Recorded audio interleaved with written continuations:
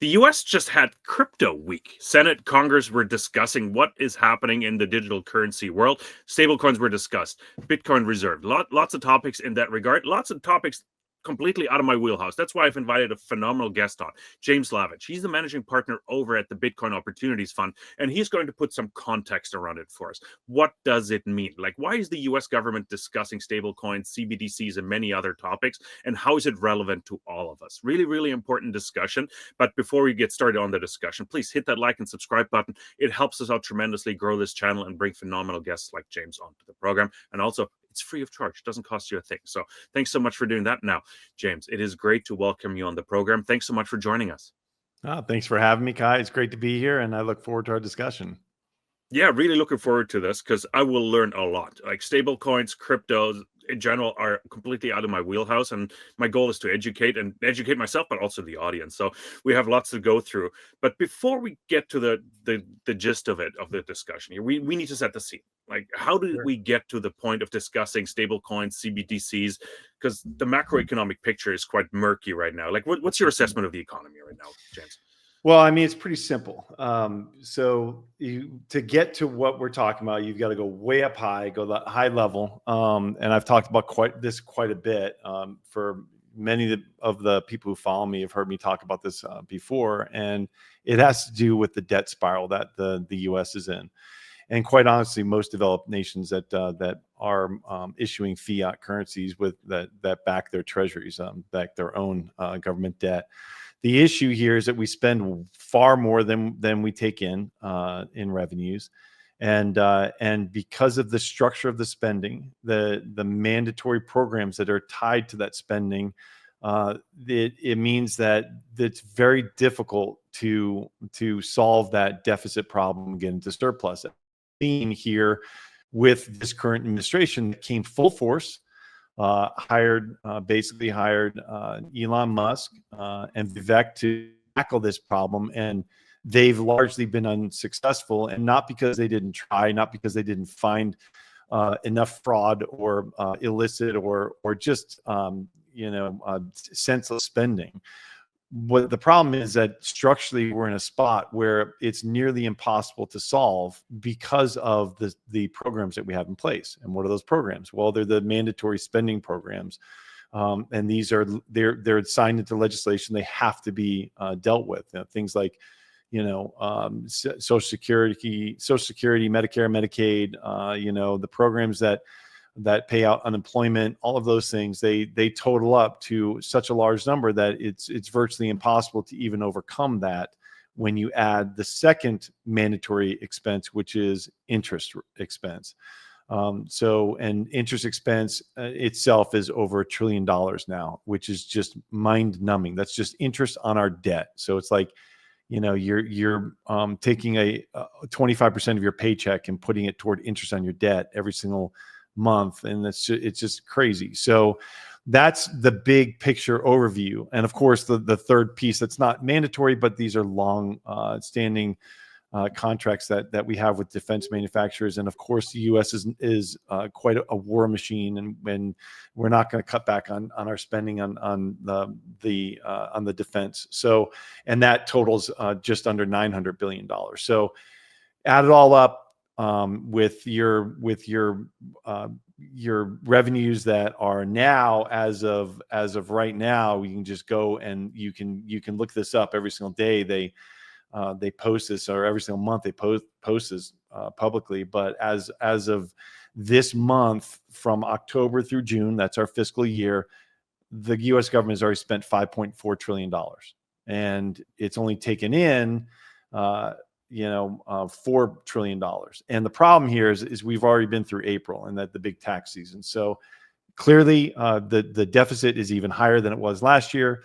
We're in what's called the debt spiral. With interest rates where they are, it's difficult to overcome. That's the big picture overview. So what does that mean? That means that you have bankers and CEOs of these big banks who are pushing the Fed to change their rules, and for them to allow the banks to own more treasuries. And so one thing they've talked about and they're pushing forward on is changing something called the supplemental leverage ratio for banks, which means that the U.S. Treasuries are until now they've been included on balance sheets of banks in their risk measurements, and that means that it's a penalty to own them. It changes your risk profile negatively, which is kind of nonsensical when you think about the U.S. It hammers the table, pounds the table that the U.S. Treasury is a riskless asset. It's a riskless bond, and if it is, then why is it being counted in those risk measures? Which, of course, we know it's not riskless. So that's kind of the first big step, and that started last year when the ISDA, the International the Derivatives Association, basically Swaps and Derivatives Association, said that we need to change that rule and allow banks to just buy as many treasuries as they want. Well, the Fed got together and decided that they weren't going to do that, but they were going to change the rules to allow more treasury ownership. And that kind of sets the stage for all of it. So you've got deficit spending that's not coming down. As hard as this administration has tried, it's not coming down. It's higher than it was last year, even though we've heard of hundreds of billions of dollars being taken out of spending and off of the income and the cash flow statement. It hasn't really made that big of a dent, and so we have to borrow more, and it's just math. You have to keep borrowing to pay down all this debt, and it's just no way around it. So what do? You change the leverage ratios, and then what else do? You find ways to allow people to buy treasuries. And that's where stablecoins enter the conversation, Kai. Let's get to that in just a minute here, James. I just have a couple follow-ups before we get to the stablecoins. Really, really good intro there. And it's just the overall discussion about interest payments and, timely discussion as well. Is the headline. Scott Bessent, even the Secretary of Treasury, is asking to probe the Fed, right? So they're trying to find ways to sort of lower interest rate or interest payments. What is your take on that? Like, is the Fed obsolete? Should we abolish the Fed? Should the Fed be left alone? Really curious what your thoughts are, James. Well, I mean, look, just like many gold bugs and Bitcoiners, I think that we don't need the Fed. The Fed just manipulates money endlessly. It's a nonsensical arm of the government. It supposedly operates independently, but we know that that's not true. So the reality is that the Fed has a dual mandate, and that dual mandate is to ensure stable pricing, which is their target of 2% inflation. When asked why 2%, there's no good answer. You hear all kinds of different speculation about it, but the reality is 2% is what they can get away with. They know it. And when it gets above 2%, people start feeling it. They start feeling that burn. And so when it got up to 5, 6, 7, 8, 9% for the US back in 2020, 2021, it was super upsetting for a lot of people. And many people have not recovered from that. If your wages haven't risen 25% in the last 5 years, you're behind. That's the reality. And so that's the first mandate. The second mandate is full employment. Now, there's no real measure for that. It's just, how does it feel? Does it feel like it's full employment? Okay. It's again, it's all smoke and mirrors. What is it doing? The Fed its main job is to make sure that we maintain confidence in the US dollar, which means that we maintain confidence in the US Treasury. That's the real bottom line. We don't talk about that, but if you go to first principles, that's the whole reason for it. Well, how do they do that? They know that we're spending more than we're making, and they've got to manipulate the money supply in a way that allows us to debase the dollar in order to pay down that debt with cheaper dollars in the future. And that's called inflation. It's a silent tax, and that's just reality. So do we need the Fed? No. I mean, you've got 21,000 employees at the Fed, and their budget last year, Kai, their budget last year for these numbskulls was $9.8 billion. I mean, it's just mind numbing. Like, why do we have that? Is that including the build for the new office complex that they're that's running just over cost here? That's just your operating costs. So add on the $2.5 billion for renovations to a building for the Fed. That's just it's insane. You could build a sports stadium for more than that. I mean, like, it's just it's crazy. So what they're doing is they're putting pressure on them because they want lower interest rates. Why do they want lower interest rates? Because they need to increase GDP nominally. And how do you do that? Expand the money supply, expand the borrowing, expand debt. You want to expand the debt. You want to expand liquidity.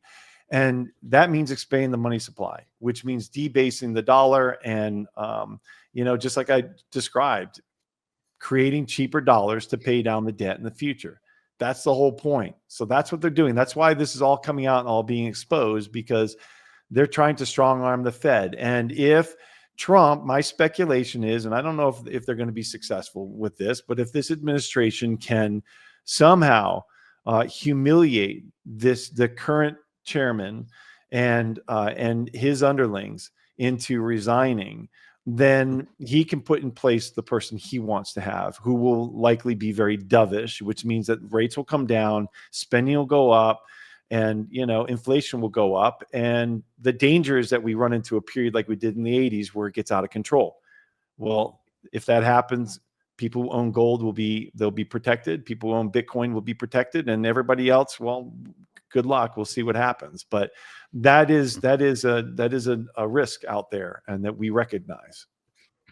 Yeah, it's an interesting one, because what does it all mean for the consumer? We're all hearing about that. It's like, oh, let's lower the interest rates. Mortgages will immediately come down. We haven't seen that happen, for example, right? Like, I've had Melanie right on talking about the real estate. So, yeah. Yeah, I mean, it's a good point, a really good point, Kai, that the Fed doesn't control the long end of the curve.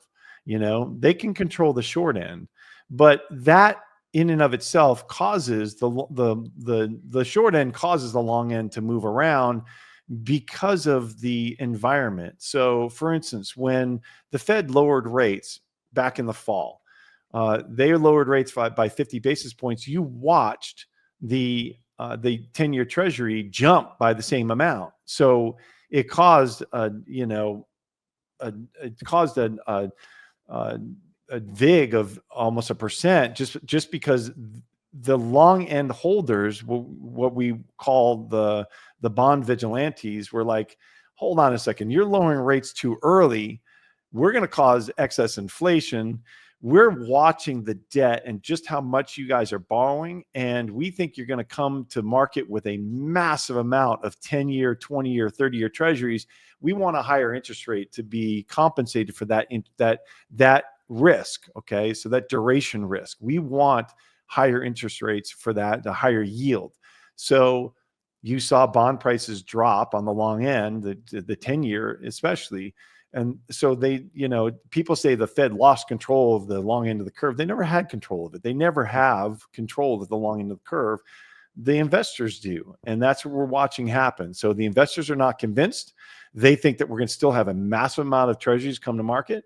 They think that we're going to have continued excess inflation above the 2% target, well above the 2% target. So they're looking for a real rate of return, and they're not getting it yet. And so that's why they're pushing it.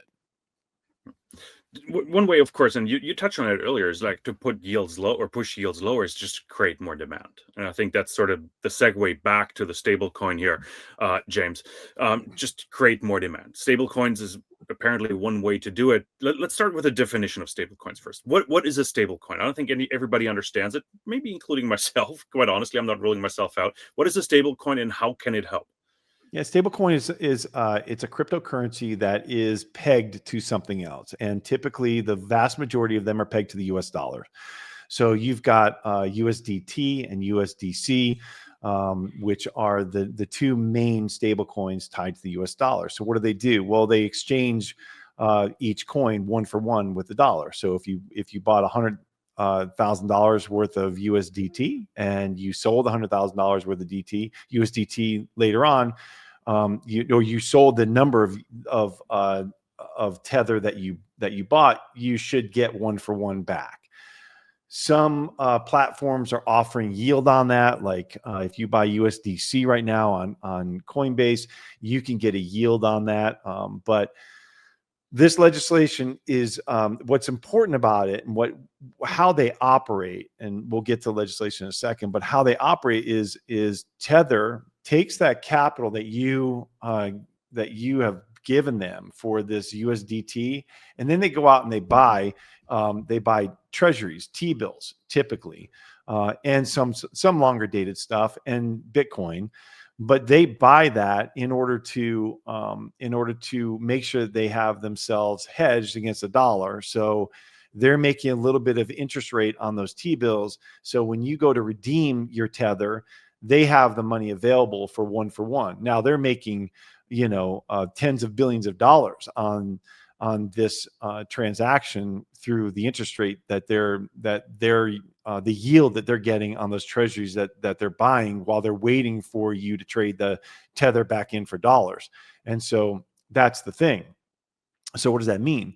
Well, that means that Tether has become a very large player and a very important player. It's one of the top 10 buyers of US treasuries in the world now. So it's ahead of many G20 countries. So this is incredible. And so it is not lost on Washington that this is happening. In fact,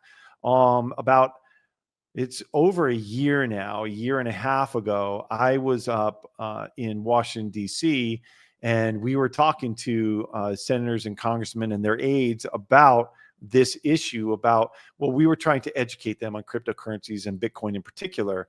And one of the main discussion points was stablecoins, and they understand a number of them at the time. It was almost 16, 17 months ago. So a number of them did understand. This is before the election. This is when things were kind of heated in the two camps, pro and anti-crypto. And so they understood that Tether's an important player. We've got to find a way to regulate the stablecoin issuers so that we can create more buyers of what? US treasuries. So we're back to the whole point of we have a problem here in the United States. Other countries have a very similar problem, but we're talking about the US here. Our problem is that we need to borrow more money. And the way we borrow more money is by issuing debt. And the way we issue debt is by selling bonds into the market.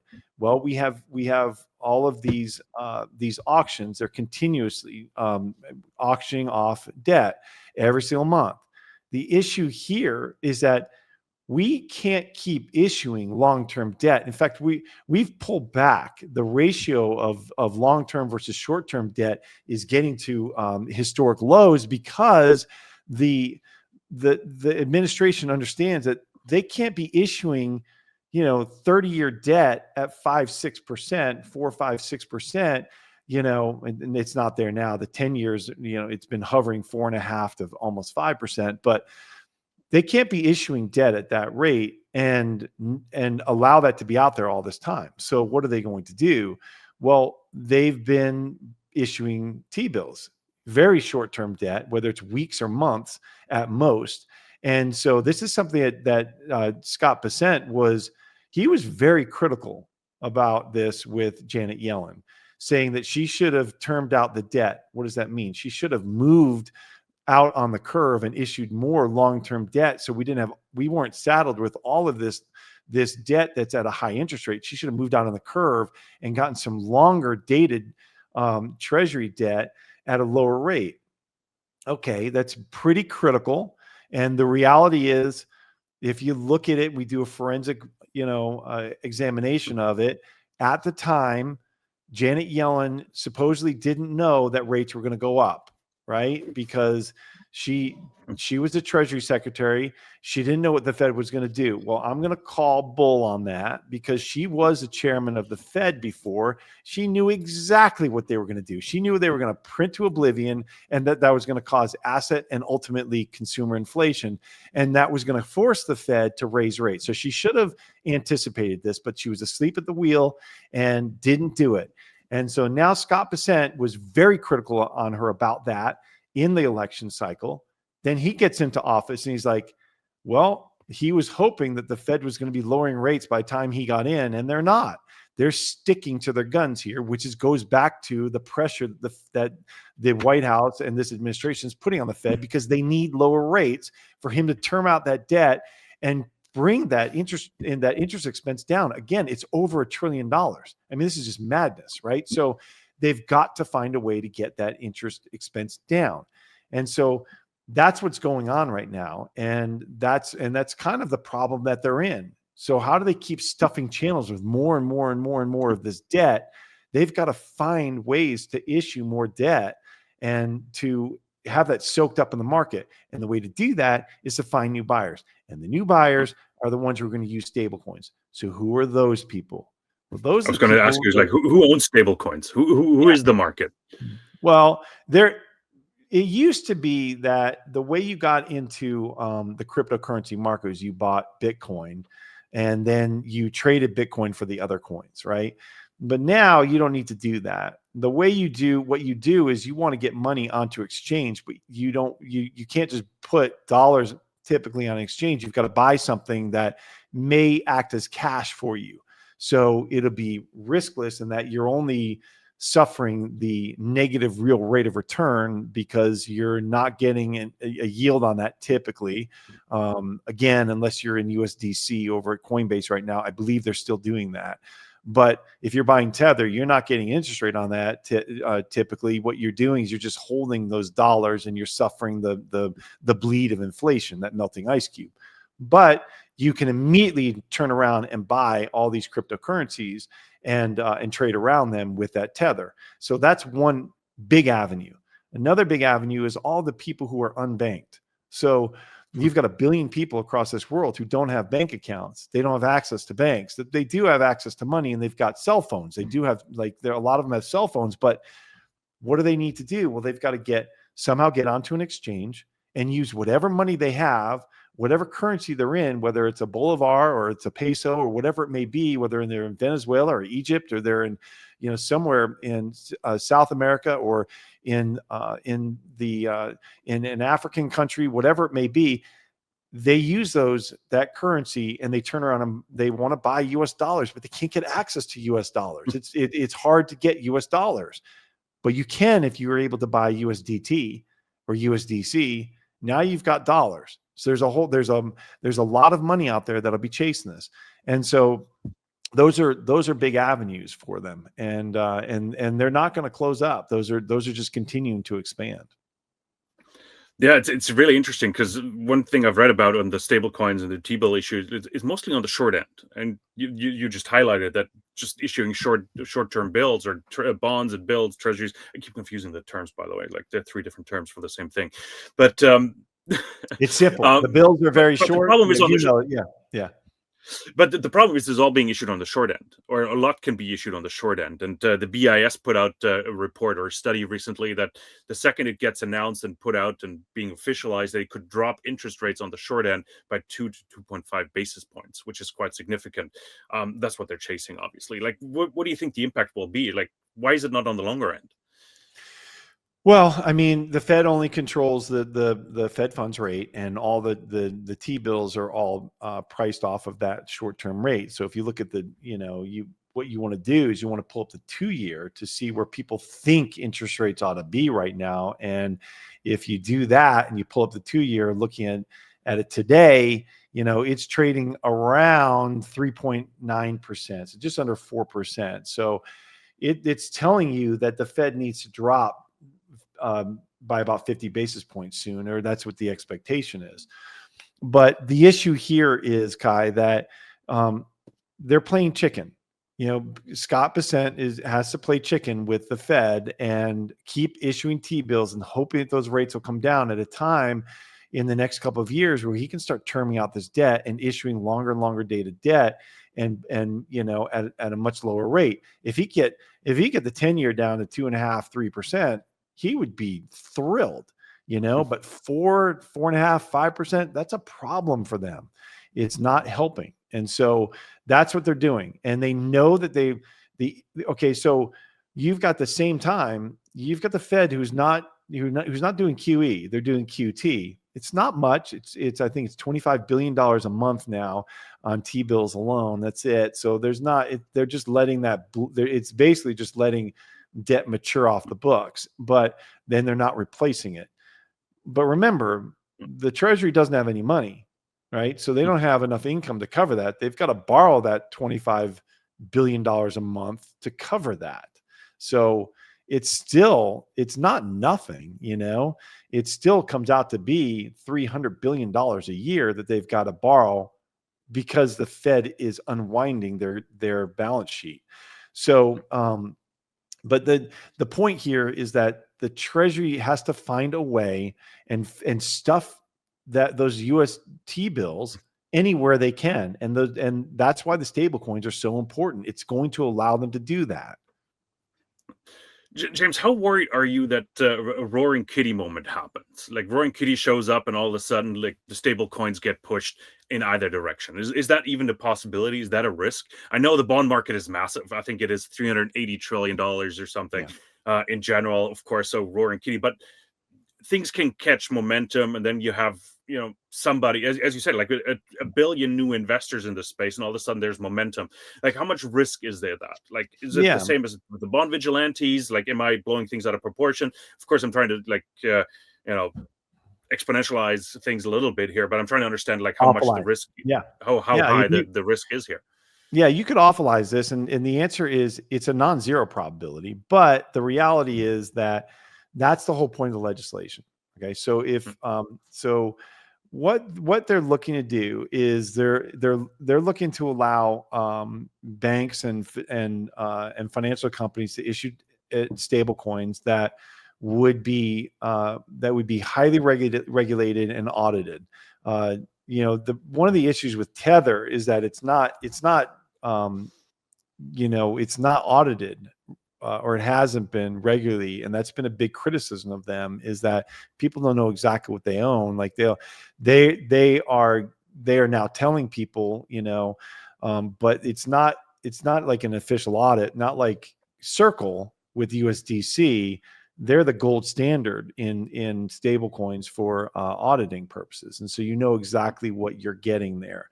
So is there a possibility that one of them buys too much Bitcoin? Bitcoin has a down cycle, and it causes the stable coin to unpeg from the dollar. Sure, it's possible. I'd say it's not probable. There was a moment with Tether that people were worried about that back in when we had all of the Sam Bankman-Fried fraud and all that. But the reality is that's why this legislation is going through, because they need to regulate these and give investors confidence that it won't depeg, and that when you buy a stable coin, it's going to be almost like buying a digital dollar, and that's important to them. James, we have 2 minutes left here, real quick. Tether Investments just recently bought a 47% stake in a gold mining royalty company. What do you make of that? And are we going to see more of those deals? And how much of competition is that to the bond to the Treasury here? Yeah. I don't see it as competition. I see it as, it's an avenue for Tether to allow, more confidence. And look, Tether, they understand that the Treasury's in a pickle as well. And so they're not unlike a lot of these sovereigns who are buying gold as well. I mean, you can't blame them. So, and they're trying to diversify a little bit so they don't get caught off sides either. But the reality is that Tether is also a company for profit. They've made a lot of profits with just a few hundred employees, and they like it. And so there could be some speculation there, but that's not that big of a deal to them. If you realize that Tether's got $200 billion worth of assets. It's, the numbers start getting mind boggling. Yeah. And that quickly. Absolutely. James, what a wonderful conversation. Really educational. I learned a lot about stablecoins. We have to do a part 2 at some point, maybe in September, October, because we do need to talk about whether CBDCs or ruling out CBDCs is a massive mistake by the US government moving forward. Yeah. Giving global competition. That's a big Yeah. topic. Yeah, that's a good topic. I just wrote about it in my newsletter, actually, because it's an important topic. Just all you need to know is we can leave our listeners with CBDCs are evil. They're the ultimate control mechanism, and we've got to avoid them at all costs. So whatever you can do to tell your senators or your leaders that you do not want stablecoins, make your voice heard. I'm sorry, CBDCs, make your voice heard on that. You do not want CBDCs. So simple as that. Fantastic. James, where can we send our audience to follow more of your work? Where can So, we find that newsletter? So of course, my newsletter is The Informationist. It's on Substack, and there's a free version that you get one free newsletter per month. There's a paid version. You get all of them, all 4. It comes out every Sunday. And I just simplify kind of complex financial subjects and for anybody. We got a lot of doctors and lawyers and, anybody from firemen to nurses and dancers. I mean, we have artists on there. So, but I love doing it. It's a lot of fun for me. Of course, I'm on Twitter. That's my handle at James Lavish. And I run the Bitcoin Opportunity Fund with my partner, David Foley. And so, we invest in companies in the Bitcoin space where we invest more in the mature cycle, down in the maturity of the cycle. So we are looking for companies typically that are revenue generating. Of course, we're involved with some of this Treasury play, but yeah, that's we just launched Fund 2, and we're gathering assets and we're having fun. It's been a super interesting and challenging environment, and we are extraordinarily confident in the long-term aspects of it. So. But so thank you, Kai, for having me. It's been a pleasure, and good to see you. And I hope you have a good rest of your trip. No, thank you so much. Really appreciate you coming on, James. We'll have to do part 2 soon because that CBDC topic is a big one and could have massive implications on all of us here. Absolutely. James, thank you so much. Everybody else, thanks so much for tuning in here to Soar Financially. Super educational today. Very different discussion. We talked about stable coins. I've learned a lot today. Like, what does it mean? Like, why is it so important to the US government to issue stable coins or be involved in them in general and regulate them? So hope you learned something from that as well. If you did, leave a like, leave a comment down below. And if you haven't done so, hit that subscribe button. It's a free way to support us, and we tremendously appreciate it. Thank you so much for tuning in. We'll be back with lots more here from the road in Australia. Take care.